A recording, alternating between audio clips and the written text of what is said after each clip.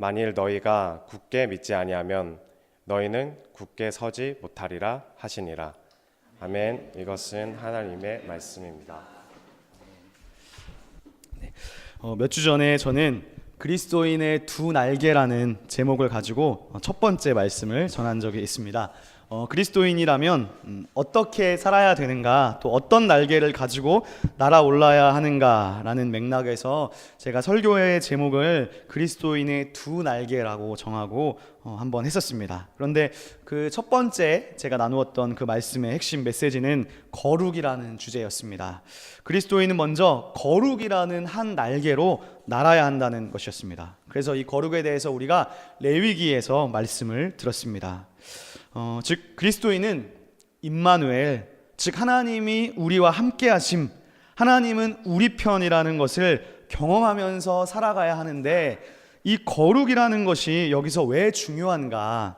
레위기의 말씀은 우리가 하나님이 거하시는 처소가 되기 위해서 자신을 정결하게 하고 깨끗이 해야 한다는 겁니다. 나의 행동, 말, 그리고 나의 생각까지 거룩하게 살아야 한다는 것이었습니다. 이 모든 것들을 이 레위기의 말씀이 강조하고 있었습니다. 근데 사실 이 레위기의 이러한 강조는 우리를 못 살게 굴려는 것이 아닙니다. 못 살고 막 쪼으려고 하는 것이 아니라 우리로 하여금 더 신비하고 더 기쁜, 더 나은 삶, 세상의 즐거움과 세상의 쾌락을 추구하는 것보다 더 기쁘고 영원한 행복과 풍성한 삶이 있기 때문에, 즉 더 나은 삶이 있기 때문에 그것을 우리에게 경험해 주기 위해서 레위기의 거룩을 우리에게 강조하는 거예요. 더 나은 삶, 더 차원 높은 삶, 풍성한 삶이 있기 때문에 그것을 맛보기 위해서 우리에게 거룩을 가르쳐 주는 것입니다. 그 더 나은 삶은 뭐냐? 하나님을 경험하고 하나님의 임재를 체험하는 삶입니다. 즉 이미 시작된 하나님 나라를 이 땅에서 경험하는 삶입니다. 그래서 거룩이 필요합니다. 그러므로 오늘은 거룩의 삶을 지향하는 것, 그리고 다른 한쪽 날개, 그리스도인의 날개 두 번째 시간으로 이어서 함께 여러분과 말씀을 나누어 보고자 합니다. 먼저 오늘 말씀은요, 주전 8세기 때에 있었던 사건을 배경으로 하고 있습니다. 이 주전 8세기의 역사적 상황을 배경으로 하는데, 이때 당시에 이스라엘은 마치 우리나라와 같이 남과 북으로 나뉘어져서 서로 싸우고 있는 상황이었고, 남유다는 아하스라는 왕이 다스리고 있었습니다. 이 부분을 잘 이해하려면 당시 역사적 상황을 잠깐 살펴야 되는데, 그림 한 장으로 볼 수 있을 것 같습니다. 그림 한 장을 봐주시면, 가나안 땅의 지도입니다. 이제 여기가 이제 남유다라고 할 수 있고, 여기가 이제 북이스라엘입니다. 그리고 이 북이스라엘의 윗지방에는 지금의 시리아라고 부르는 아람이라는 국가가 있습니다. 그런데 오늘 말씀 7장 1절에 보면 이렇게 말하고 있어요. 우시아의 손자요 요담의 아들인 유다의 아하스 왕 때, 즉 이 아하스는 이 남유다의 왕입니다. 그래서 이 남유다인 아하스 왕의 한번, 자기 성경이 있으신 분은 한번 책 표시를 한번 해주십시오. 그래서 오늘 본문을 이해하기 위한 중요한 포인트입니다. 그리고 계속 성경을 보시면 아람의 르신 왕이라는 말이 나옵니다. 그래서 르신에도 한번 표시를 해주시고, 그 다음에 르말리아의 아들 이스라엘의 베가라고 말하고 있죠. 그래서 이제 베가에도 한번 표시를 한번 해 놓으십시오. 그래서 지금 이 역사적 배경이 뭐냐 하면, 이 북이스라엘과 그 위에 아람이죠. 이 아람이 동맹을 맺고 남쪽의 유다를 쳐들어온 그런 상황입니다. 근데 실제로요, 이 아하스 왕 시대의 이야기를 기록하고 있는 성경이 또 있는데 역대하 28장에 나옵니다. 근데 역대하 28장을 읽어보면 이 지도에 보이시는 북이스라엘과 아람뿐만 아니라 또 누가 언급되냐 하면 블레셋이라는 나라가 언급됩니다. 그리고 동남쪽에는 에돔이라는 국가가 있는데 역대하에서는 이 남쪽에 있는 국가도 함께 언급하고 있습니다. 그래서 이 사람들이, 그러니까 이 국가들이 동시에 남유다를 쳐들어와요. 이게 역대하 28장에서 말하고 있습니다. 그래서 유다를 위협하고 있는 상황이 오늘 본문의 말씀의 배경이라고 볼 수 있겠습니다. 다 같이 이사야서 7장 2절 말씀을 한번 보겠습니다. 7장 2절 말씀을 여러분들께서 한번 소리 내셔서 한번 읽어주시겠습니다. 2절입니다. 시작.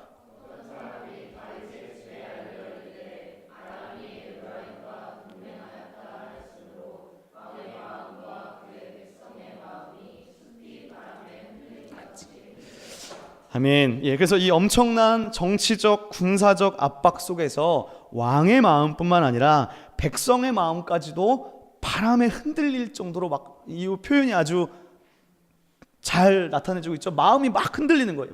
이 주변 국가들이 쳐들어오니까 아주 압박 속에서 왕뿐만 아니고 온 나라의 백성들까지도 마음이 흔들리고 있습니다. 그리고 아하스는 이제 중요한 결단을 내려야 할 상황에 처했습니다. 여러분들은 인생을 살아가시면서 중요한 결정을 해본 적이 있으신가요? 중요한 결정 앞에서 고민을 해본 적이 있으신가요? 우리가 어렸을 때에는 어떤 일을 결정할 때 나름 쉽게 할 수 있었던 것 같습니다. 왜냐하면 부모님이나 선생님과 같은 존재들이 나의 근처에 항상 있으니까 부모님의 조언이나 혹은 학교 선생님의 조언을 듣고 내 중요한 것들을 결정합니다. 그런데 성인이 되고 인생을 살다 보면 중요한 결정 앞에서 때로는 나 혼자 결정해야 될 때가 있습니다. 저도 생각해 보니까 저도 지금은 제가 결혼을 해서 아내에게 많이 의존하고 조언을 구하긴 하지만 생각해 보니까 결혼하기 전에는 청년 때 정말 혼자 결정해야 될 일이 있었던 것 같습니다. 특히 저는 형제도 없고 자매도 없으니까 뭐 형이라도 있으면 형한테 이렇게 물어볼 텐데 그래서 저 혼자 결정해야 될 때가 그래서 혼자 고민해야 될 때가 많이 있었던 것 같아요. 근데 제가 오늘 말씀을 준비하면서 나름 인생에서 중요한 결정을 했던 때가 하나 생각이 났는데 그것은 제가 청년 시절에 첫 번째 목회지로 나가기 위해서 교회를 결정할 때가 생각이 났습니다. 제가 이제 첫 사역지로 나갈 때 제가 교회 면접을 2군데를 봤어요. 근데 한 군데는 방배동에 있는 교회였고 또 다른 한 군데는 도남동에 있는 교회였습니다. 근데 방배동에 있는 교회는 제가 처음으로 이제 중등부에 지원을 했어요. 근데 면접을 딱 가니까 이제 방배동에 있는 교회니까 제가 이름을 밝힐 수는 없습니다. 교회니까 건물도 되게 좋고 교회도 나름 사이즈도 있고 무엇보다 가장 좋은 게 집에서 가까웠어요. 예. 근데 이제 제가 이제 이력서를 넣고 기다리고 있었는데 어느 날 학교에서 이제 수업하고 있는데 전화가 온 거예요. 그러더니 오늘 당장 오라는 거예요. 면접 보러 올 수 있냐 그러는 거예요. 그래서 제가 학교에 있다 보니까 정장도 못 차려 입고 당일에 그냥 이제 면접 보러 갔습니다. 그래서 이제 담임 목사님과 면접을 보는데 목사님이 저를 처음 보자마자 반말을 하시는 거예요. 네. 근데 물론 제가 이제 그때 막 이제 30이 되기 직전이어가지고 뭐 목사님 저보다 나이 훨씬 많으시니까 뭐 그럴 수 있으니까 별 생각이 없었습니다. 근데 그거 외에는 모든 것들이 되게 좋았던 것 같아요. 근데 두 번째 면접을 보러 이제 도남동에 있는 교회로 제가 가게 됐습니다. 근데 도남동에 있는 교회는 사실 건물도 되게 낡았고 진짜 뭐 제가 초등학교 오래된 국민학교 건물 같았어요. 교회 건물이. 그리고 무언가 같은 조금은 더 촌스러운 느낌의 그런 교회였습니다. 그리고 결정적으로 멀었어요, 집에서. 그래서 제가 어쨌든 긴장된 마음으로 목사님을 만났는데 첫 만난 담임 목사님이 저를 아주 인격적으로 대해 주시면서 예의 바르게 제가 한참 어린데도 목회자로서 저를 대해 주시는 겁니다. 그래서 제가 이 담임 목사님의 인품에 내가 이 교회에서 교육전도사를 처음 하면 내가 여러 가지 중에서 특히 인격이 많이 부족한데 이 목사님께 그런 거를 내가 배울 수 있겠다. 그런 마음이 딱 들었어요. 그래서 이 도남동에 있는 그 교회가 방배동에 있는 그 교회에 비해서 환경적으로 좋지 않은 교회였지만 제가 그 교회를 결정하게 되었습니다. 제가 사실 이렇게 쉽게 이야기했지만 제가 첫 번째 가는 거라서 사실 고민을 되게 많이 했어요. 어떻게 하는 게 나을까? 어느 곳으로 가는 게 나을까? 근데 제가 그 당시에는 어디에 조언을 구할 곳이 없는 거예요. 제가 선배도 없고 또 이거를 뭐 친구한테 물어볼 수도 없고 또 하여튼 뭐 그렇다고 뭐 부모님한테 이런 거를 하기도 혼자 그래서 제가 고민을 많이 했습니다. 그런데 당시에 저에게 기준이 되는 성경 구절이 있었는데 그것은 신약 성경 마태복음 7장에 있는 예수님의 말씀인데 예수님이 거기서 그런 말씀을 하세요. 좁은 문으로 들어가라. 넓은 문은 사람들이 다 가고 싶어하는 문이다. 그러나 사람들이 가기 어려워하는 좁은 문으로 가면 내가 너와 동행해 주겠다. 이게 하나님이 저한테 주신 기준이 되는 말씀이었습니다. 그래서 저는 제가 생각할 때 그 당시에 저에게 좁은 문으로 가는 말씀에 따라서 도남동의 교회로 제가 가기로 결정을 했습니다.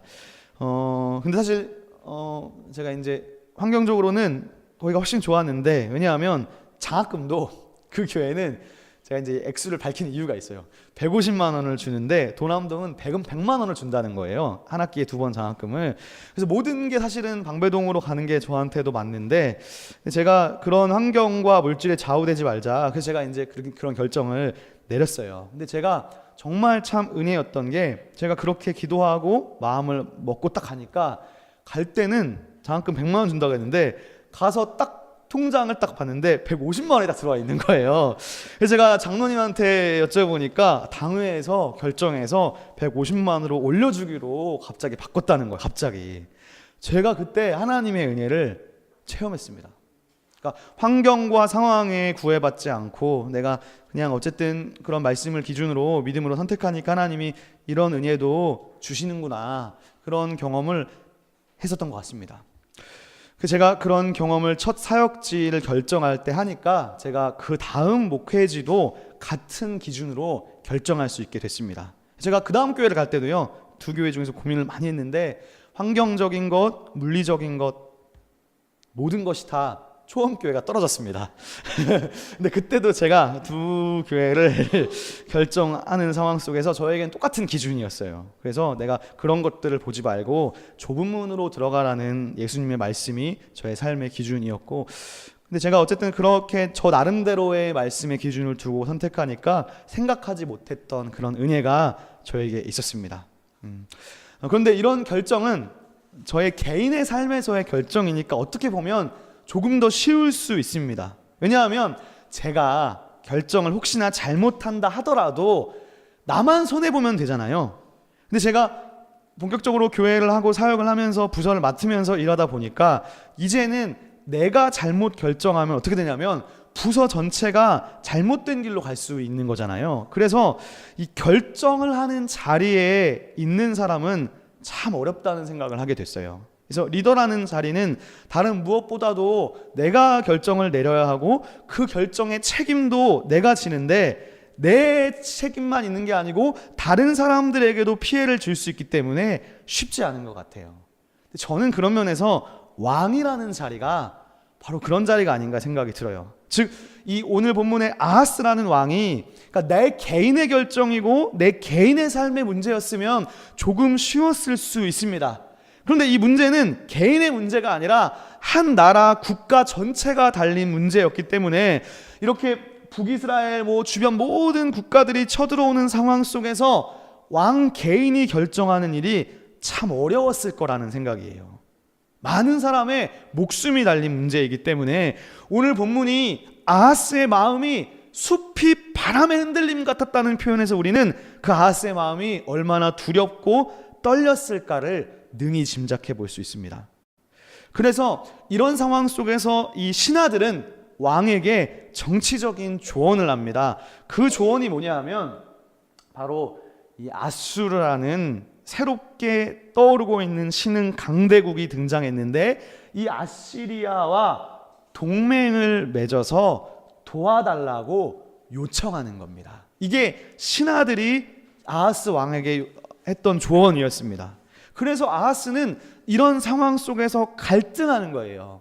왜냐하면 신하들 말대로 아시리아와 동맹을 맺으면 지금 당장 눈앞에 있는 위협은 없앨 수 있지만, 아수르와의 동맹이 이제 성경을 역사서를 읽어보면요, 이게 그냥 동맹이 아니고 거기에 조공도 바쳐야 되고, 또 왕하를 읽어보면 아주 굴욕적인 동맹입니다.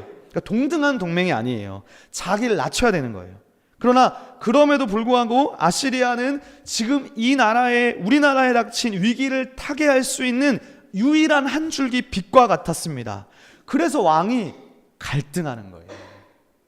자, 그런데 이런 상황 속에서 누가 등장하느냐? 예언자 이사야가 등장합니다. 이것이 오늘 말씀 3절과 4절입니다. 제가 한번 읽어보겠습니다. 그때에 마음이 흔들릴 그때에 여호와께서 이사야에게 이르시되 너와 내 아들 스알야숲은 윗못 수도 끝 세탁자의 밭 큰 길에 나가서 아하스를 만나 이르기를 너는 삼가며 조용하라. 르신과 아람과 르말리아의 아들이 심히 노할지라도 이들은 연기나는 두 부직갱이 그루터기에 불과하니 두려워하지 말며 낙심하지 말라. 이것이 예언자의 조언입니다. 두려워하지 말아라. 지금 아람과 북이스라엘이 악한 꾀로 너를 지금 막 잡아먹으려고 하고 있지만 하나님이 이렇게 말씀하셔. 7절입니다. 7절 끝부분을 보세요. 그 일은 서지 못하며 이루어지지 못하리라. 8절 후반절입니다. 즉 65년 안에 북이스라엘 에브라임이 완전히 멸망할 것이고 다시는 나라를 이루지 못할 거야. 그러니까 어차피 이 나라들은 멸망할 거니까 너는 아무것도 하지 말고 가만히 있으면 돼 라고 이사야가 하나님의 말씀을 전해줍니다. 그런데 그 다음 말이 이거예요. 9절인데요. 만일 너희가 굳게 믿지 아니하면 굳게 서지 못하리라. 이것이 이사야가 남긴 중요한 조언입니다. 즉 여러분, 예언자의 말씀은 아주 간결하고 명확해요. 네가 살아남기 위해서 지금 정치적인 행동을 해야 될 때가 아니라 믿음을 가져야 된다는 거예요. 그럼 여러분, 그리스도인의 두 날개 중에 이 두 번째 날개가 바로 믿음입니다. 예언자는 여기서 언어 유희를 사용합니다. 굳게 믿지 아니하면 굳게 서지 못하리라. 이 말을 히브리어를 사용하면 이렇게 기록되어 있어요. 너희가 타아미누 하지 않으면 테아메누 하지 못하리라. 아주 예언을 시적으로 하는 거예요. 타아미누, 굳게 믿지 못하면 테아메누, 굳게 서지 못할 것이다. 여기서 믿다라는 말과 서다라는 말이 모두 다 같은 어근의 동사를 형태를 다르게 해서 이사야가 표현하고 있습니다. 여러분, 선다는 말은요, 굳게 선다는 말은 안전할 거라는 거예요. 네가 안전할 거라는 거예요. 그런데 내 삶의 안전, 내 삶의 보호가 어디에서 오느냐? 믿음에서 온다는 겁니다. 즉 이사야는 믿음과 안전의 민감한 관계를 찝어내는 통찰력이 있어요. 위기를 극복하기 위해서 믿음을 가져야 된다는 것입니다. 믿음이 뭔가요? 믿음은 단순하죠. 믿음은요, 하나님에 대한 절대적 신뢰입니다. 하나님을 신뢰하는 것이죠. 그래서 이 본문에 대해서요, 미국의 프린스턴의 구약학자인 버나드 앤더슨이라는 사람이 이 언어 유희를 이루는 이 히브리 문장을 자기가 이제 영어로 번역했는데, 영어에서도 언어 유희를 살려서 이런 식으로 해설을 했어요. 인간적인 동맹을 포기하고 인간사를 주관하시는 여호와를 신뢰하라. 즉 동맹, 얼라이언스를 포기하고 여호와를 릴라이언스 하라는 거예요. 그렇게 해설을 해줬어요. 즉 아하스는 지금 아시리아라는 인간적인 동맹, 얼라이언스, 정치적 결단을 내려야 하느냐 고민하고 있는데, 예언자 이사야는 하나님을 릴라이언스, 신뢰하라는 것입니다. 즉 위기 속에서 내가 인간적인 것을 의지하고 사람을 의지할 수밖에 없는데, 예언자는 그게 아니다. 내가 지금 사는 길은 사람을 의지하는 것이 아니라 하나님을 믿어야 된다. 그런데 그 하나님을 굳게 믿지 못하면 굳게 설 수 없을 것이다 라고 강하게 강조합니다. 자, 그럼 여러분, 아하스가요, 하나님을 만약에 믿는다면 이제 어떻게 행동해야 될까요? 어떤 행동을 하는 것이 하나님을 믿는다는 표시가 될까요? 오늘 성경 말씀에서는 4절에 그것을 말해주고 있습니다. 자, 화면을 한번 보시겠습니다. 개역개정은 이렇게 번역했어요. 너는 삼가하며 조용하라. 새 번역은 이렇게 했습니다. 정신을 바짝 차리고 침착하게 행동해라. 카톨릭 성경은 이렇게 했어요. 진정하고 안심해라. 영어 성경 중에서 NIV는 be careful, 조심하라는 거죠. keep calm. 그 다음에 TNK는 be firm and be calm, 굳건하게 그리고 조용히 해라. 근데 한글에서는 제가 보니까 실제로 이 개역개정이 가장 히브리 성경에 가깝게 번역했습니다. 첫 번째 단어가 삼가라, 조심하라 라는 말이고, 히브리어로 두 번째 낱말은 quiet예요. 즉 조용해라, 침묵해라, 잠잠하라는 말입니다. 개역개정이 아주 잘 옮겼습니다. 즉 내가 지금 어떤 정치적인 행동, 인간적인 도움을 취한다고 이건 해결될 수 있는 게 아니야. 네가 지금 불안해서 무슨 행동이라도 해야 될 것처럼 생각하지만 하나님 말씀하셔. 너는 지금 하나님을 신뢰하고 그저 이 상황에서 누가 너한테 뭐라고 말하든지 듣지 말고 그들을 의지하지도 말고 삼가며 잠잠해라. 그러면 너의 대적들은 알아서 물러갈 것이다. 그래서 여러분, 오늘 본문에 따르면 믿음이라는 것은 하나님을 신뢰하는 것이 믿음인데, 이 믿음은 때때로 우리에게 삼가고 침묵을 요구합니다. 잠잠함을 요구합니다. 잠잠함을 요구한다는 것이 무엇일까요? 이것은 내가 할 수 없는 일이기 때문에 잠잠히 침묵하며 하나님을 바라보는 것입니다. 우리가 인생을 살다 보면 어그러지는 많은 인간관계 속에서 때로는 내가 감당할 수 없는 고난과 아픔 속에 있습니다. 근데 성경은 거기서 우리에게 믿음을 요구합니다. 근데 그 믿음은 정말 단순한 거예요. 믿음이 무엇입니까? 믿음은 하나님을 신뢰하는 겁니다. 하나님이 나를 지켜주시고 나의 삶을 가장 안전하게 인도하실 것이라는 것을 신뢰하는 거예요. 그리고 그 벌어지는 상황이 내가 기대하는 상황과 다르다 할지라도 하나님이 나에게 가장 좋은 것을 주신다는 믿음으로 신뢰하고 감사하는 겁니다. 근데 오늘 성경은 그거를요, 굳게 믿어야, 하나님이 나한테 가장 좋은 것을 주신다는 그 하나님에 대한 성품을 굳게 믿어야 굳게 설 수 있다는 거예요. 그리고 그 굳은 믿음의 표현은 무엇이냐? 상황에 흔들리지 않고 잠잠하고 조용하는 겁니다. 삼가고 잠잠하는 겁니다. 이런 찬양이 있죠? 저는 딱 이 찬양이 떠오르더라고요. 거친 파도 날 향해 와도 주와 함께 날아오르리. 폭풍 가운데 나의 영혼 잠잠하게 주를 보리라. 거친 파도가 내 인생을 덮쳐올 때 우리가 하나님과 날아오를 수 있는데, 그 날개가 뭐냐? 믿음이라는 날개입니다. 그 하나님을 신뢰하는 믿음을 가지고 폭풍이 나를 덮칠 때 때로는 그 폭풍에 저항하지 않고 정치적인 혹은 인간적인 도움과 인맥과 돈이 아니라 삼가며 잠잠하는 겁니다. 잠잠하게 하나님을 바라보는 것입니다. 그래서 오늘 이사야는 위기에 빠진 아하스에게 이런 조언을 해줍니다. 자, 저를 한번 따라해 보실까요? 오랜만에 이런 거 한번 해보는데요. 자, 한번 따라해 보겠습니다. 믿음은 잠잠하게 하나님을 신뢰하는 것이다. 네, 죄송합니다. 저를 따라하게 시켜서요. 네, 그래도 한번 큰 소리로 한번 더 해보겠습니다. 믿음은 잠잠하게 하나님을 신뢰하는 것이다. 네, 아멘. 그래서 믿음이라는 것이 때로는 잠잠하게 하나님을 바라보는 것을 요구합니다. 어떠신가요? 이사야의 조언이 어떠신가요?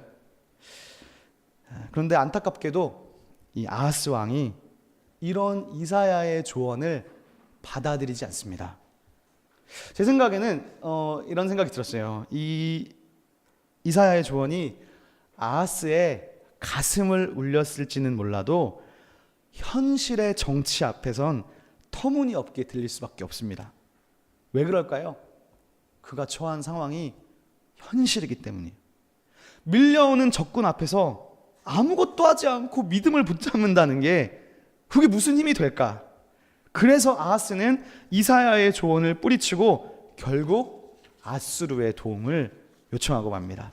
그래서 이사야는 그래서 다시 한번 하나님의 말씀을 듣고 두 번째 예언을 합니다. 오늘 읽지 않았는데 한번 성경을 펴보시겠습니다. 다 같이 이사야서 8장을 한번 펴보겠습니다.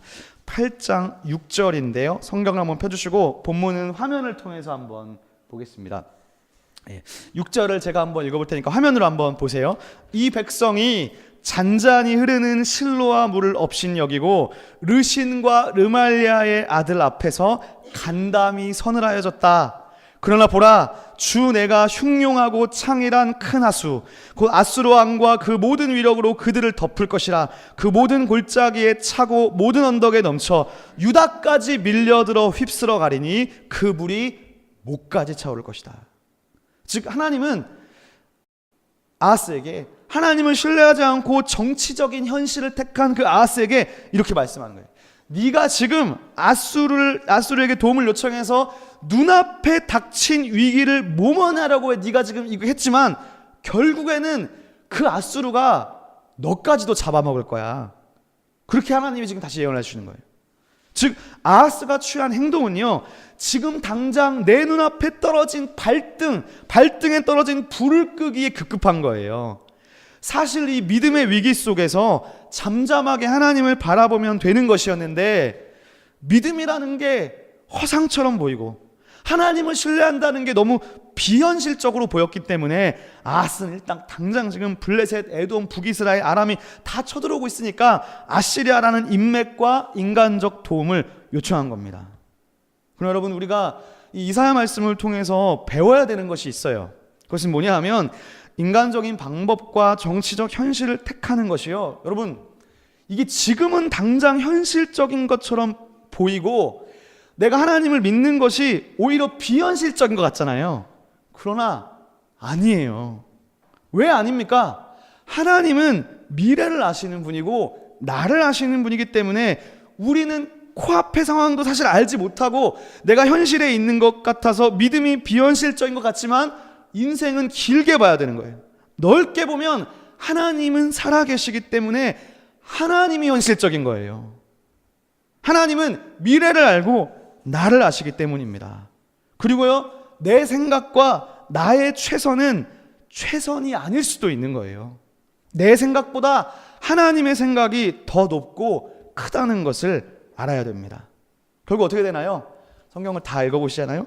이 남유다는 아하스의 아들인 히스기야에 이르러서 아들 때에 더 큰 고난을 당하게 됩니다. 그러므로 우리는 때때로 우리가 살아가는 현실 속에서 내가 그리스도인이라면, 내가 믿음을 가진 신앙인이라면 때때로 잠잠할 줄 알아야 됩니다. 잠시 기다릴 줄 알아야 됩니다. 그러면 여러분, 급하게 선택하지 마십시오. 급하게 결정하지 말고 잠잠히 하나님을 바라볼 수 있는 인내가 필요합니다. 여러분, 세상이 빠르다고 나까지 빠를 필요 없습니다. 우리가 살아가는 인생 속에서 그 세상에 휩쓸리지 말고 세상이 다 이리로 휘몰아 간다고 나까지 거기에 휩쓸릴 필요는 없어요. 나 정도는 튀어도 됩니다. 즉 나의 걸음을 걸어갈 필요가 있어요. 그런데 그 걸음이 내 멋대로 가는 걸음이 아니라 잠시 멈춰서서 믿음의 눈으로 하나님을 잠잠히 바라보는 그런 걸음인 것입니다.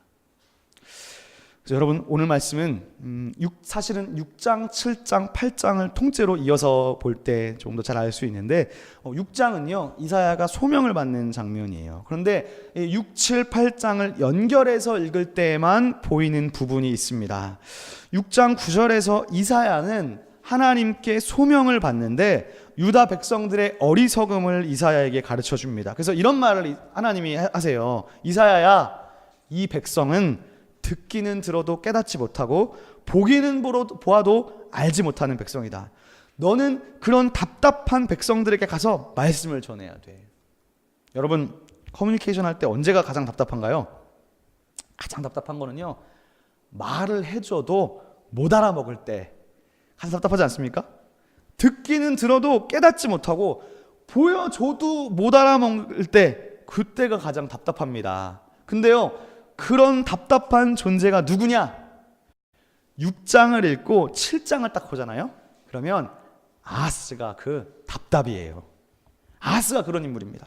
즉 아하스는 하나님 말씀을 들었어도 깨닫지 못하고 하나님이 징조를 보여줬어도 못 알아먹는 거예요. 즉 귀가 막히고 눈이 가리워진 것입니다.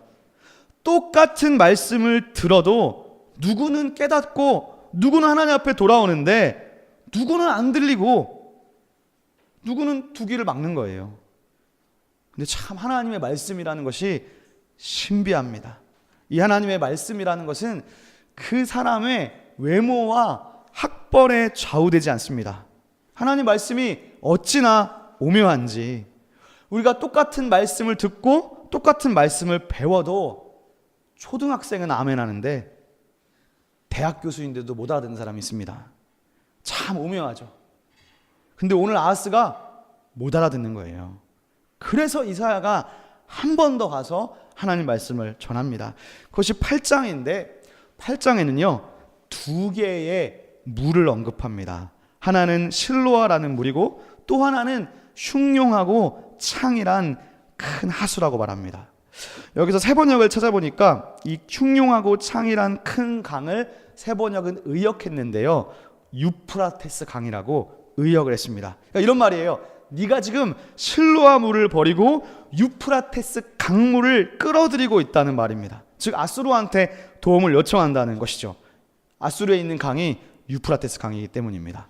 그렇다면 오늘 본문의 실로아 물은 무엇일까요? 실로아는요 지금도 이스라엘의 성지 순례를 가면 볼 수 있는 곳입니다. 예루살렘에는 이 기온이라는 샘이 있습니다. 그런데 이 예루살렘에 있는 기온의 샘으로부터 성전으로 물을 끌어들이는 수로가 있는데 터널이 있는데 그 수로를 실로아라고 부릅니다. 즉 성전에 생명수를 공급하는 잔잔하고 좋은 물인 실로아가 있는데 그거를 네가 버리고 흉용하고 제어하기 힘든 유프라테스 강물을 지금 끌어들인다는 거예요. 그래서 유프라테스 강, 흉용한 강이라는 것은 아하스가 취하고 있는 국제관계, 군사 정책을 의미합니다.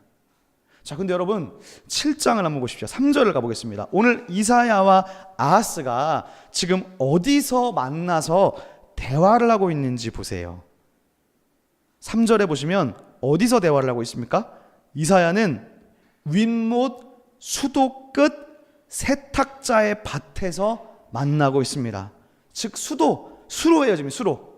기온 실로와 샘 수로를 보면서 왕과 예언자가 대화를 나누고 있다는 거예요. 하나님이 왜 하필이면 수로를 보면서 대화를 하라고 했을까요? 이사야한테. 여러분 이 실로아에는요 더 깊은 고대의 이야기가 있습니다. 아주 오래된 고대의 이야기가 있어요. 여러분이 사실은 잘 아시는 이야기인데 실로아가 제가 기온과 연결되어 있다고 말씀드렸죠. 그런데 창세기 2장 13절을 보니까 최초의 낙원이죠. 고대의 낙원입니다. 에덴 동산. 근데 그 에덴 동산에는 4개의 강줄기가 있다고 말씀하는데 그 중 하나가 기온이고요. 또 다른 강은 유프라테스입니다. 그렇게 보면 아주 태초에 고대에 있었던 낙원, 그 에덴이 지금 예루살렘 시온과 관련되는 장소인 거예요. 왜냐하면 예루살렘에 기온이 있기 때문입니다. 즉 에덴은 다른 데 있는 것이 아니라 시온을 가리키는 말이었던 거예요. 그래서 성경은 시온에서 흘러나오는 강물을 이렇게 말해요. 에덴의 강물이라고. 한글에는 복락의 강물이라고 했지만 히브리어로는 에덴입니다. 즉 에덴 최초의 낙원에는 강이 2개의 강이 흐르는데 그 중 하나는 기온 실로아의 물이고요. 근데 이 실로아가 어떻게 됐습니까? 성전이 된 거예요. 시온이 된 거예요. 하나님의 낙원이 된 거예요. 그런데 또 하나의 강인 유프라테스는 어떤 강이냐? 흉용하고 창이란 혼돈의 물이 된 것입니다. 근데 아하스 이 바보가 어떻게 하는 거예요? 하나님의 낙원의 강인 실로아의 물을 버리고 혼돈의 유프라테스 강을 의미하는 아수르라는 인맥을 의지한다는 것입니다. 그럼 여러분 이 두 가지를 가만히 생각해 보면 이사야의 통찰력이 얼마나 뛰어난지 알 수 있어요. 오늘 본문에서 하나님은 아하스를 윗못 수도에서 만나라고 했는데 정확히 번역하면 위에 있는 연못의 수로 끝에서 만나라는 거예요. 연못 끝부분에 수로가 있는데 그 수로에서 아하스를 만나라는 것입니다. 그러므로 우리는 이 실로와 수로에 가면 이 고대의 전승을 알고 있을 때 하나님이 왜 거기를 가라고 했는지를 알게 됩니다.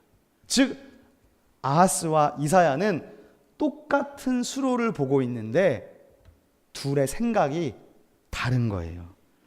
그 수로를 보는 시각이 둘이 다른 거예요. 여러분, 성전이 포위되면요, 현명한 왕이라면 당연히 수로를 확인해야 됩니다. 특히 예루살렘 같은 경우는요, 수백 년 전에 사마를 읽어보면 예루살렘이 어떻게 함락됐냐면 다윗이 예루살렘을 함락할 때 몰래 수로를 타고 들어가서 몰래 덮쳐가지고 예루살렘을 함락했어요. 사무엘 하를 읽어보면 아하스가 분명히 그걸 알고 있었을 거예요. 그러니까 지금 적군들을 둘러싸여 있을 때 수로로 누가 몰래 들어오는지 수로를 당연히 확인해야 되는 거예요. 근데 아하스는 수로를 보면서 그런 생각을 하지만 오늘 이사야는 그 똑같은 수로를 보면서 다른 시각으로 보고 있는 거예요. 이 고대에 담겨 있는 이 하나님의 신비한 낙원의 신비를 보는 거예요. 그리고 이 예언자 이사야는 아하스로 하여금 다른 시각을 가지고 이 수로를 보기를 바라는 것입니다. 말씀을 마무리하고자 합니다. 사랑하는 여러분, 이러한 위기 상황 속에서 같은 수로를 보면서 이사야는 어떻게 다른 시각으로 인간적이고 정치적인 현실을 택하지 말고 잠잠하며 하나님을 믿으라고 신뢰하라고 조언할 수 있었을까요? 어떻게 이런 현실을 뛰어넘는 초현실의 믿음을 선택할 수 있었을까요? 저는 그 답이 6장에 있다고 생각합니다. 6장의 이사야는 아하스를 만나기 전에 하나님을 만납니다. 근데 그 하나님을 어디에서 만나냐 하면 성전에서 만납니다. 이사야가 지상에 있는 성전에 들어갔을 때 그 지상의 성전에서 하늘에 있는 하나님의 하늘의 성전을 체험합니다. 그 성전에서 하나님 체험은 하늘의 성전에서 하늘의 스랍이라고 불리우는 천사들이 하나님을 찬양하는 모습을 본 겁니다. 6장 2절에 보면 스랍이라는 천사가 있고 3절에 보면 그 스랍들이 서로 하나님을 찬양하면서 말하기를 거룩하다 거룩하다 만군의 여호와여 그 영광이 온 땅에 충만하도다. 즉 이사야는 지상의 성전에 들어가서 하늘의 성전을 만나면서 하늘의 성전에서 천사들이 하나님을 찬양하는 환상을 본 거예요. 그런데 여러분, 레위기에 따르면 그리스도인의 첫 번째 날개가 뭐라고 했습니까? 거룩이라고 했습니다. 근데 그 거룩은 하나님의 임재를 경험하는 중요한 통로라고 그랬어요. 근데 이사야는 이 땅에 있는 성전에 들어가서 거룩을 통해서 하나님의 임재를 체험하고 하나님을 경험하는 거예요. 그래서 6장 5절에 보면 이사야가 이렇게 말해요. 그때 내가 말하되 화로다 망하게 되었도다. 나는 입술이 부정한 사람이고 입술이 부정한 백성 중에 거주하면서 감히 여호와 왕을 배웠다고 말하는 거예요. 지금 우시야 왕이 죽는 불안한 현실 속에서 수많은 국가들이 쳐들어오고 있지만 이사야는 성전에서 하나님을 만나면서 뭘 깨달았느냐? 하나님이 왕이라는 걸 깨달았어요. 우리를 괴롭히는 수많은 인간의 대적자 왕들이 있지만 온 땅을 다스리는 진짜 왕이 하나님이시고 그 왕이신 하나님을 성전에서의 예배를 통해서 알게 된 거예요. 즉 이사야는 성전에서 하나님을 찬양하는 예배를 통해서 하나님을 만나고 그 하나님과의 만남이 있기 때문에 아하스 왕과는 다른 시각으로 하나님을 믿고 신뢰하라고 말할 수 있는 겁니다. 그럼 여러분, 오늘 이 모든 것을 종합해 볼 때 가장 뿌리로 내려가 보면, 가장 근저의 뿌리로 내려가 보면 모든 신앙생활의 뿌리는 다른 것이 아니구나. 바로 성전에서의 예배인 것입니다. 여러분은 예배라는 말에 대해서 어떤 마음을 가지고 계십니까? 주일 예배뿐만 아니라 주중의 삶 속에서 하나님을 예배하는 삶이 있으십니까? 주중에 성전을 짓고 계십니까? 성경은 반복해서 말하기를 할례는 마음에 받아야 된다고 그래요. 마음에. 즉 그냥 예배를 참석하는, 마음이 없이 그저 참석하는 것은 아무 의미가 없는 거예요. 그런데 주일뿐만 아니고 주중의 삶 속에서 성전이 있어야 돼요. 주중의 삶 속에서 성전이 있어야 돼요. 그 성전의 삶이 짧더라도 마음을 다해서 하나님과 교통하는 시간이 있어야 돼요. 내가 주중의 삶 가운데 성전이 없으면, 기도가 없고 말씀이 없는 삶은 패배할 수밖에 없고, 오늘 아하스와 같이 이런 어려운 상황 속에서 마음이 갈대와 같이 흔들릴 수밖에 없습니다. 그러므로 주중의 삶 가운데 성전이 회복되어야 합니다. 말씀이 회복되고 찬양과 기도가 회복되어야 됩니다. 그러지 않고서는 정치를 선택하고 인맥을 선택하고 사람을 선택해서 이 삶을 이겨내려고 합니다. 그러나 여러분, 믿음은 우리에게 잠잠함을 요구합니다. 잠잠하게 하나님을 신뢰하며 나아가십시오. 그럴 때 여러분의 삶 가운데 하나님이 계획하시는 더 나은 삶, 하나님이 가지고 계시는 더 좋은 계획이 저와 여러분의 삶을 주장할 줄로 믿습니다. 기도하겠습니다. 사랑의 하나님 아버지, 더 나은 삶, 더 풍성한 삶이 있는데 우리는 더 나은 계획을 가지고 있는 하나님의 계획을 바라보기보다는 어리석고 부족한 나의 생각과 계획에 따라 움직일 때가 많이 있습니다. 사랑의 주님, 우리 시온의 교회, 또 우리 시온의 교회 성도들에게도 더 나은 삶과 더 좋은 계획을 가지고 계실 줄로 믿습니다. 우리 앞에 놓여져 있는 인간적인 현실 때문에 쉽게 세상에 휩쓸리지 않고 지혜롭게 하나님을 바라보는 성숙한 시온의 교회 성도들이 될 수 있도록 인도하여 주옵소서. 예수님의 이름으로 기도드립니다. 아멘. 우리 들은 말씀 기억하면서 함께 찬양하시겠습니다.